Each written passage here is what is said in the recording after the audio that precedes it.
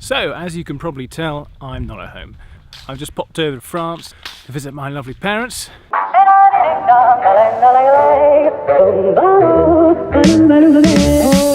And I'm just on my way out to the chicken run to see if we've got any eggs. As we've got some lovely artichokes, I'm going to be cooking up in a bit.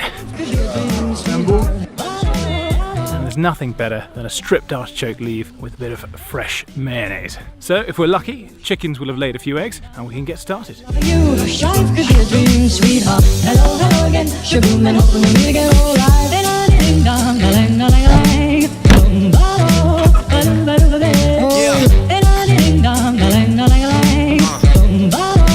Should have maybe thought about bringing a bag. Fingers crossed you don't break any. Right, quick crash course on mayonnaise. Absolute, down to its core, basic mayonnaise is egg yolks and oil. If I got this bowl, popped in one egg yolk, like so, gave it a little whisk around and gently started adding oil. Really slowly. The egg yolk's going to fluff up and thicken until we're left with mayonnaise. It is literally as simple as that. Now the mistake most people make when making basic mayonnaise is putting the oil in too fast. If I literally just dump this straight in like this, way too much, the mixture splits.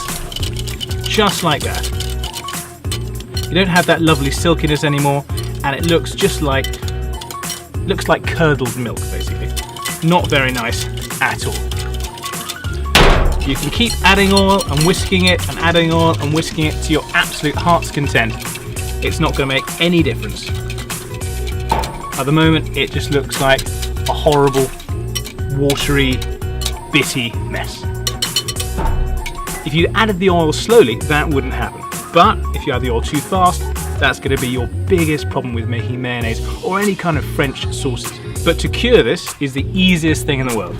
Grab your jug you first took the oil out of, pour it back in. Once you clean the bowl, pop in another egg yolk, whisk it around again, and imagine this is back to your original oil mix. Go exactly the same thing again. I mean really, really gently dribble it in. It's more important at the start than any time. The finest of fine streams. Otherwise you're going to end up with the same problem. And you'll be able to see how beautifully that'll start to thicken up, especially with the eggs as fresh as these. If your arm starts to get tired from whisking, just change position and keep going. You want to use a really basic blend of pretty innocuous oils, nothing too strong in flavour, because you're going to be adding the flavouring through other means. Like for instance, in this particular mayonnaise, I'm probably going to be popping in a little bit of lemon juice for the flavour and just a little bit of salt to bring that out. But you can basically do whatever you want. Now it's starting to plump up quite a bit. We can increase the flow ever so slightly. It's better to be overcautious, otherwise you'll just end up with the mess we had earlier. Look at that. That's what it's meant to be like. Once you've added about half the mixture or half the oil if you're starting from scratch, it's important to get hold of some white wine vinegar and just give a dribble of that in. There's two reasons really.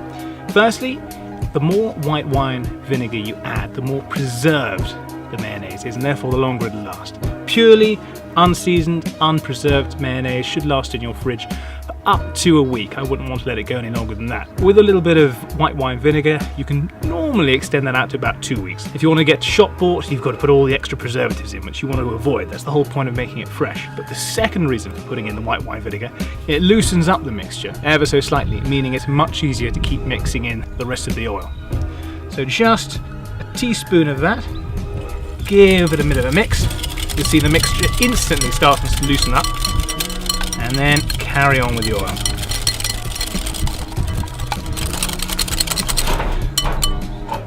And that really is as simple as that. It's at this stage you can put in whatever flavourings you want. If you want to have mustard mayonnaise, chuck in some mustard. If you want lemon mayonnaise like me, I'm just going to grab half a lemon, give it a little squeeze in. Give that a bit more of a mix around. The acidity in the lemon will also end up loosening up the mix ever so slightly. And also any acidity does pale the mixture off. So don't be too surprised if it starts to go slightly whiter. And finally, just a little hint of salt.